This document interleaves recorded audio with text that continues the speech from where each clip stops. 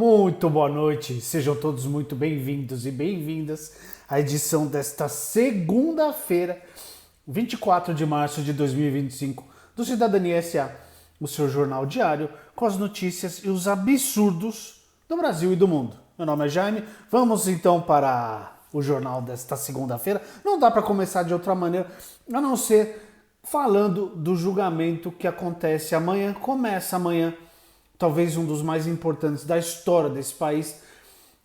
O pessoal tem se esforçado muito para diminuir esse julgamento. O julgamento é importantíssimo para a continuidade da democracia brasileira. Amanhã, como é que vai funcionar então o julgamento no STF que pode tornar Bolsonaro e 7 aliados réus? É o núcleo principal do golpe, né?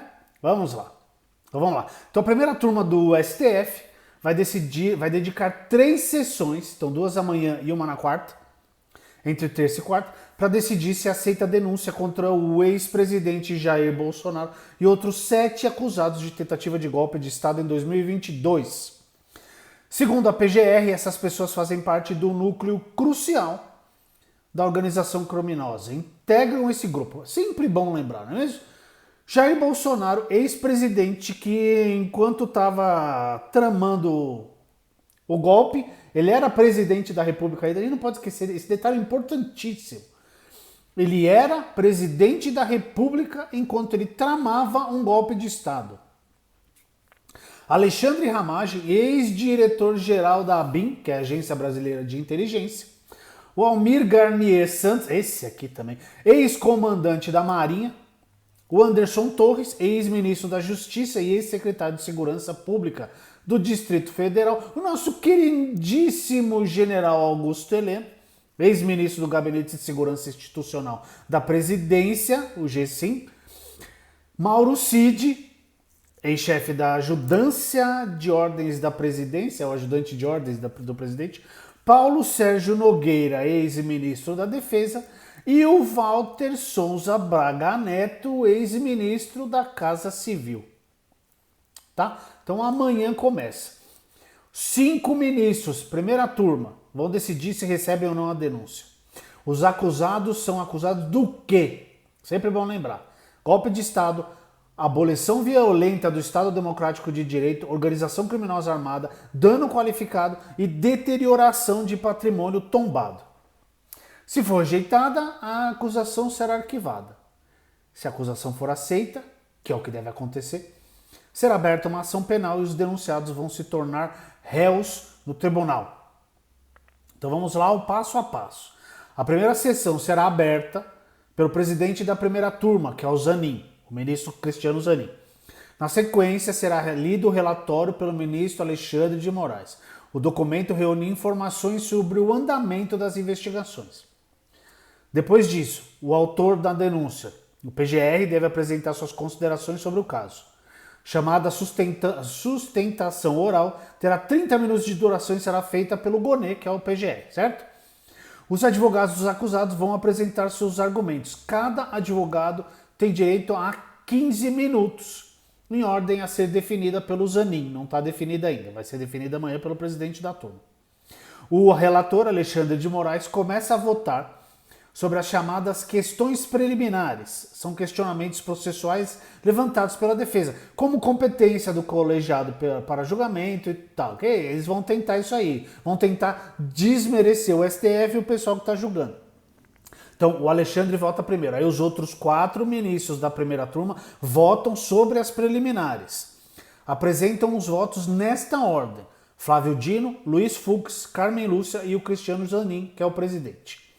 O relator, então, analisa o mérito da denúncia, ou seja, se manifesta diretamente sobre a abertura de ação penal, que é aqui que o negócio interessa.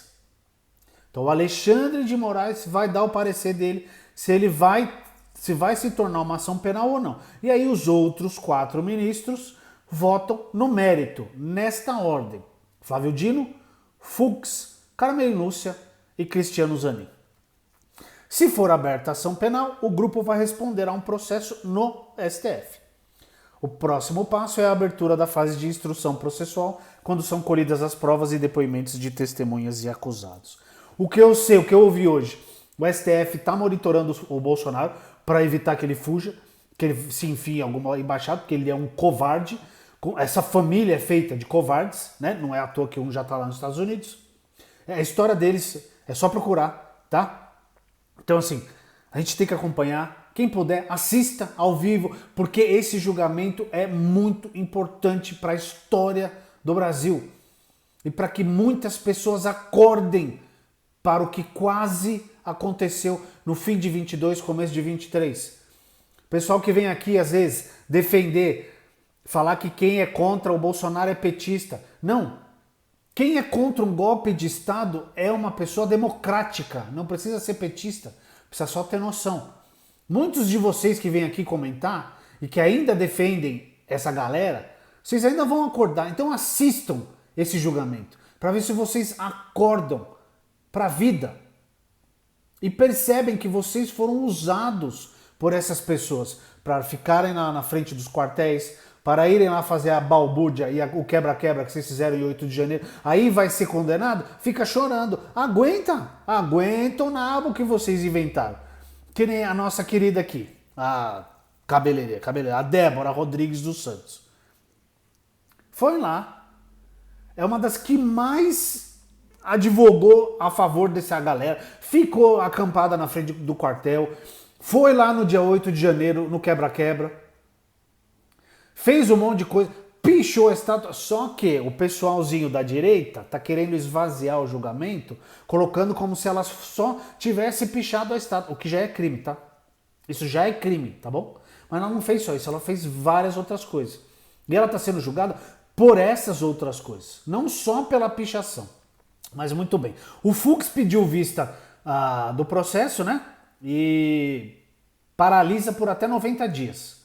Se ele se manifestar antes dos 90 dias, segue o julgamento. Se ele não se manifestar até 90 dias, o julgamento segue mesmo sem o voto dele. Só que tá 2-0 para condenação. Quem já votou foi o Alexandre de Moraes e o Flávio Dino.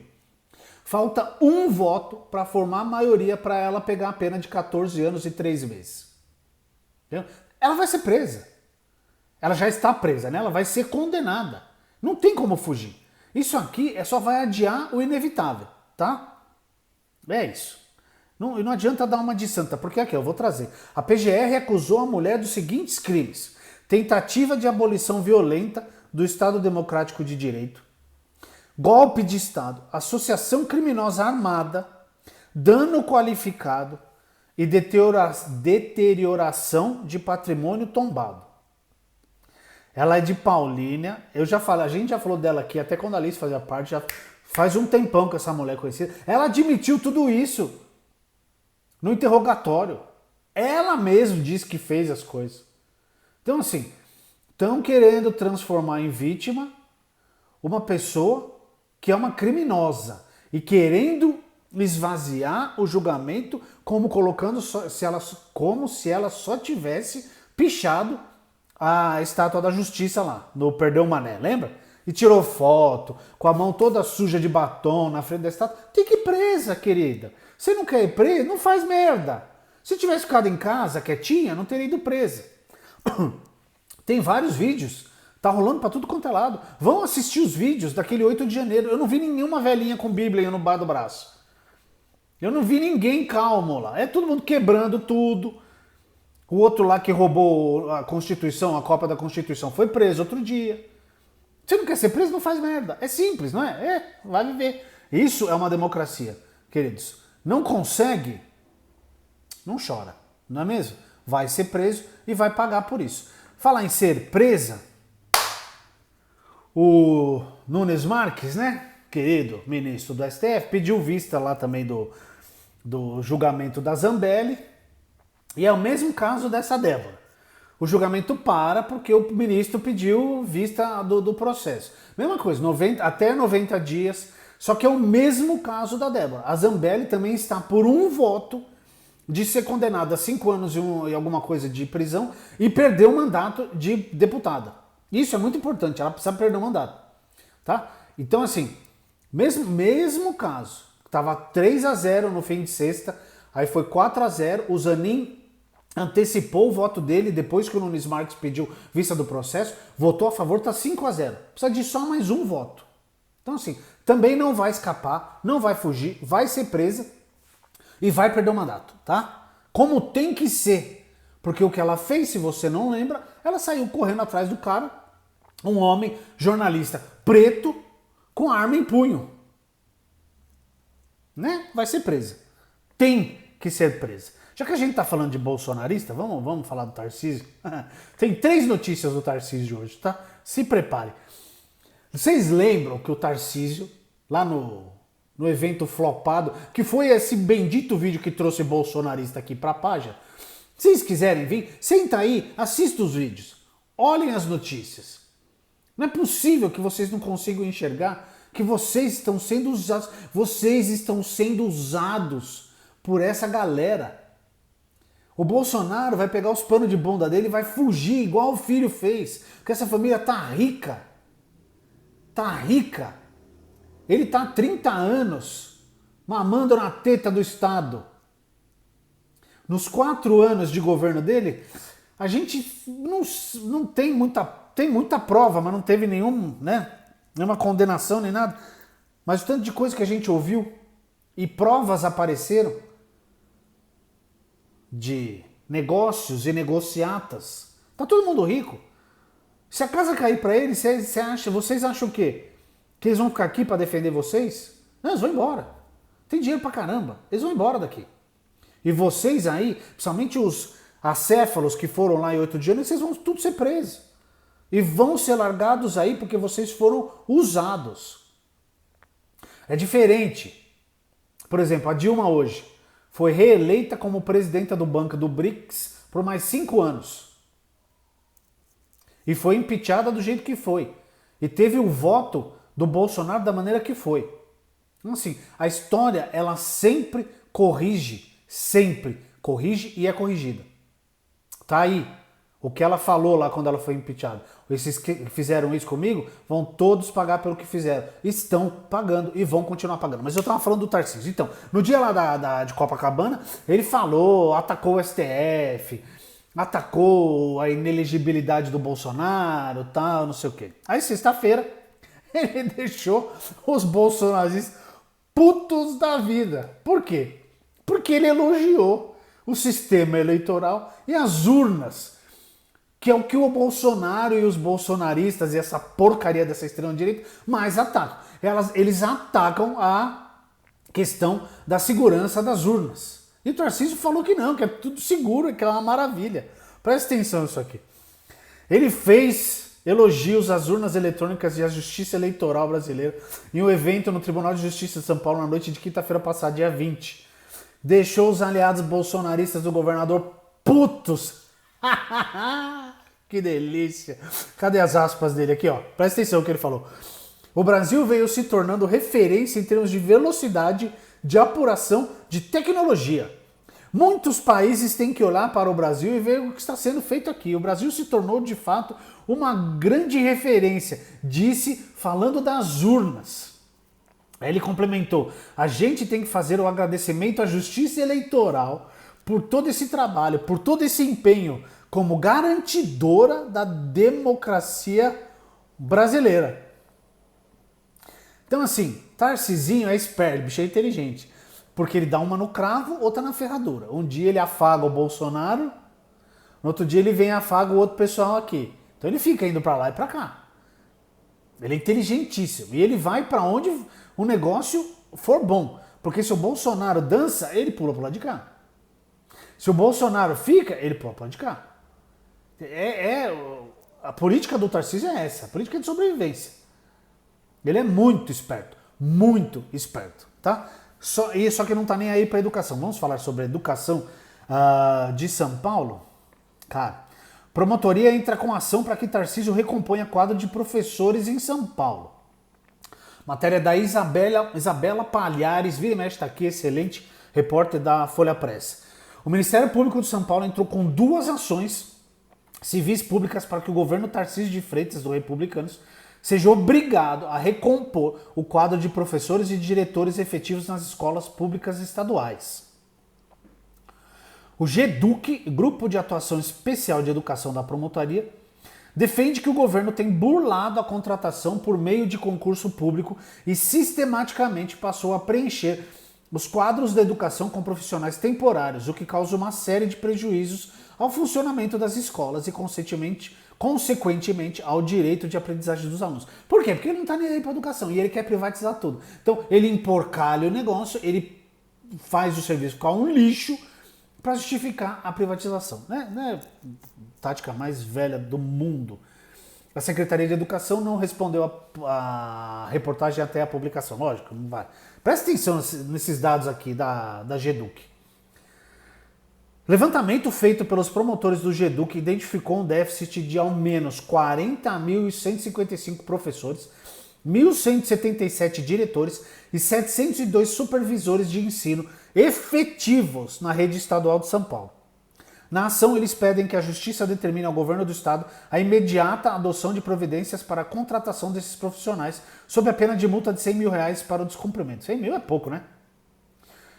Aspas para a ação, que diz a ação: o histórico déficit de professores efetivos ministrando aulas, gerando contratações de professor temporários, é agravado por outro fenômeno, a sistemática e ilegal designação de professores efetivos para os cargos de diretor escolar e supervisor educacional, que também são de provimento efetivo e cujo preenchimento, portanto, somente deveria se dar pela via do concurso público, diz a ação. Essa é a segunda ação, sobre essa questão de pegar professor efetivo e jogar para cargo de diretor e supervisor, tá? A Folha de São Paulo já mostrou que o estado de São Paulo, com a maior rede de ensino do país, já tem a maior parte dos professores contratados de forma temporária. Em 2023, dos 162 mil docentes nas escolas paulistas, 50,7% não são efetivos. Segundo o Ministério Público, a situação foi ainda mais agravada em 2024, quando o número de contratações temporárias foi aumentando ao longo do ano letivo. Em janeiro, a rede estadual tinha 54.784 docentes temporários. Em abril, o número subiu para 95.728, o que representa quase 60% do quadro de professores da rede estadual paulista. A ação destaca ainda que o governo tem infringido a regra de contratação por meio de concurso público, já que há indícios de falta de planejamento e subdimensionamento para contratar professores efetivos. Depois de 9 anos sem realizar concurso para professor, o governo fez um processo seletivo em 2023 para contratar 15 mil profissionais. Segundo a promotoria, até o fim do ano passado, apenas 12.842 foram efetivamente nomeados.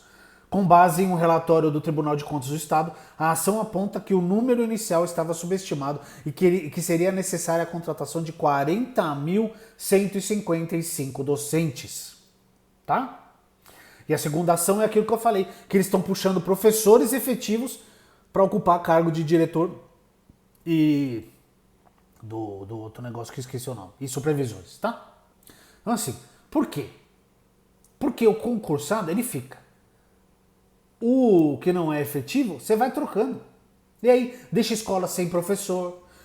Quem está aí assistindo, e o filho, filha, está em colégio do estado, vocês sabem do que eu estou falando. Às vezes, chega abril, acaba o contrato do professor, a escola fica sem professor. Tá? É isso, eles não querem, a extrema direita e a direita, e até o centrão, eles não se preocupam com educação de qualidade. Vai ver o que está acontecendo com os professores dos Estados Unidos. Eles morrem de medo dos professores. E eles odeiam os professores. Porque são os professores que são capazes de mudar um mundo, de mudar um país, um estado, uma cidade. Por isso que eles odeiam os professores. E é por isso que fazem o que fazem. Tem mais aqui. Olha essa. Escolas querem abolir pagamento a professor por prova a alunos com deficiência. Também da Isabela Palhares, outra matéria dela aqui. Ó. O Sindicato dos Donos de Escolas Particulares de São Paulo quer deixar de pagar aos professores pela elaboração de provas e outras atividades escolares adaptadas para alunos com deficiência ou transtornos. Os docentes eles conseguiram o direito ao pagamento na convenção coletiva da categoria no ano passado. Assim, eles teriam que receber o equivalente a 1 hora a aula para produzir os materiais adaptados para as necessidades específicas de cada aluno. Um ano depois, os donos da escola estão entrando com uma ação. Eles querem o fim da remuneração, com o argumento de que houve alto impacto financeiro. Claro, particular, tá? A proposta para retirar essa cláusula foi apresentada pelo CIESP, Sindicato dos Estabelecimentos de Ensino no Estado de São Paulo, que representa mais de 11 mil escolas particulares, responsáveis por mais de 2,4 milhões de alunos, cerca de 25% do total de matrículas de toda a educação básica do Estado. Os professores relatam ser comum ter 3 ou 4 alunos por turma com diagnósticos diferentes. Então presta atenção, não é que tem 3 ou 4 com o mesmo diagnóstico, não. Tem 3 ou 4 com diagnósticos diferentes. Aí o professor tem que preparar uma atividade para cada um dos alunos com diagnósticos. Tá? E os donos de escola acham que o professor não precisa receber por isso, não. Vocês estão entendendo o que eu estou falando? Pega a notícia anterior do Tarcísio que não contrata professor. Agora pega essa daqui. Professor nunca é valorizado. É tudo vagabundo, não é? Não são todos vagabundos? O professor é tudo vagabundo. Para que vai receber se tem que fazer trabalho a mais? Nossa, já ganha demais, não é mesmo? E isso aí exige do professor estudo e tempo para que estejam adequados às necessidades do estudante. Porque não é só. Não vai preparar qualquer atividade ou qualquer prova, seja lá o que for. Precisa estudar. Precisa saber, o aluno tem esse problema. Ou essa dificuldade. Tem esse diagnóstico. Então eu preciso fazer uma atividade assim, assim, assado, que vai funcionar para ele. O outro tem outro diagnóstico, eu tenho que fazer outra. Vocês entendem o que é isso? Isso demanda tempo, preparo. Mas não precisa receber por isso, não. Não precisa não, né? E as pressionam para revogar o pagamento. É isso aí. É de lascar, né? Como eu disse, vamos sempre tentar pelo menos trazer notícias do meio ambiente. Então vamos fechar com uma bonita aqui, ó. Mega secas aumentam no mundo. E Brasil fica no top 10 das mais severas. Putz, o estudo recente publicado na grande revista científica Science revelou que as mega secas, que são mega secas, períodos de seca que duram pelo menos 2 anos, têm se tornado mais frequentes, quentes e devastadoras ao redor do mundo nas últimas 4 décadas. Estão ferrados, né? A pesquisa inédita por analisar essas secas prolongadas em escala global e seus impactos examinou dados de 1980 a 2018 e identificou mais de 13 mil eventos do tipo no período. O Brasil apareceu 2 vezes entre os 10 casos mais graves. Essas secas prolongadas não são exatamente um evento meteorológico, mas algo que ocorre de forma mais sutil, ao longo de um período maior e em uma área mais extensa, disse a Simone Fatici. O Simone Fatici, autor do estudo e pesquisador do Departamento de Engenharia Civil e Ambiental da Universidade Nacional de Singapura. Elas devem ser vistas como períodos anômalos, prolongados e amplamente distribuídos, caracterizados principalmente pela redução da precipitação, embora em alguns casos também envolvam um aumento na demanda atmosférica por água. Disse ainda o Fatici, né? A tendência é confirmada pelo mais recente relatório da Organização Mundial Meteorológica Mundial, a OMM, que aponta a continuidade e intensificação de fenômenos de seca no Brasil. Eu trouxe essa reportagem semana passada, tá? Em anos recentes, o país tem enfrentado condições climáticas extremas, incluindo a mega seca de 2024, que afetou quase 60% do território nacional. A mais intensa e generalizada da história do Brasil. A situação é agravada por fatores como aquecimento global, deflorestação e eventos climáticos naturais como o nosso querido El Niño. Eita! 2 regiões brasileiras entre as mais atingidas dessas mega secas. Vamos ver aqui.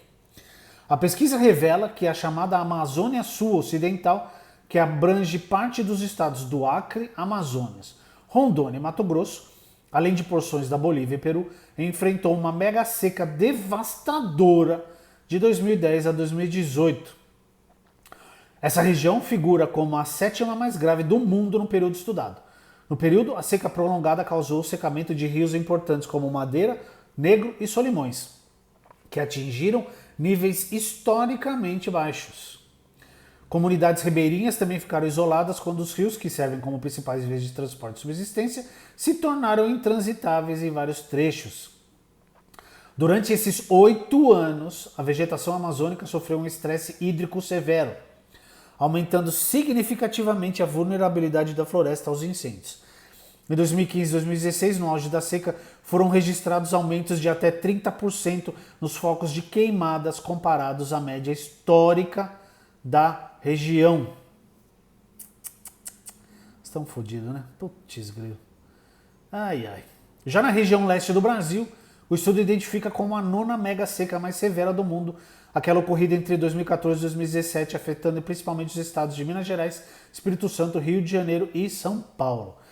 Na época, uma crise hídrica sem precedentes atingiu a região mais populosa e economicamente ativa do país. O sistema Cantareira, responsável pelo abastecimento de água para cerca de 9 milhões de pessoas na Grande São Paulo, chegou a operar com o chamado volume morto. Em 2015, atingindo menos de 5% de sua capacidade. Aí aqui na matéria tem as 10 mega secas, tá? Vamos ver as regiões das mega secas. A primeira, sudoeste dos Estados Unidos de 2008 a 2014. Sahel e África Ocidental de 81 a 87, a segunda. Terceira, Ásia Central de 98 a 2005. Quarta, Bacia do Congo Oriental de 2010 a 2018. África Austral, a quinta, de 92 a 96. A sexta, Rússia, de 87 a 91. Sétima, a Amazônia Sul Ocidental, a nossa, de 2010 a 2018. A oitava, a Rússia Central, de 2007 a 2012. Nona, a leste do Brasil, de 14 a 17. E a 10ª, Estados Unidos Centrais, de 87 a 90. Essa matéria está no G1, na parte do meio ambiente. Tem lá todas as informações. Leiam, se informem, tá? Então é isso. De novo, pessoal aí de extrema direita que pipoca por aqui. Senta, assista, ouça, analise. Não vem ofender. Não vem achar que todo mundo que não compactua das ideias de vocês é petista. Calma, não necessariamente. Às vezes a gente só tem cérebro, tá bom? Então, talvez se você ativar o seu, você também consiga entender. Beleza? Então, essa foi a edição desta segunda, dia 24 de março de 2025, do Cidadania SA. Vamos acompanhar com muita atenção um dos julgamentos talvez mais importantes da história do país, que começa amanhã. Ok? Então é isso, bom fim de segunda, uma ótima terça acompanhando o julgamento aí. Eu vou acompanhar aqui, amanhã às 8 da noite a gente conversa. Um abraço e até lá.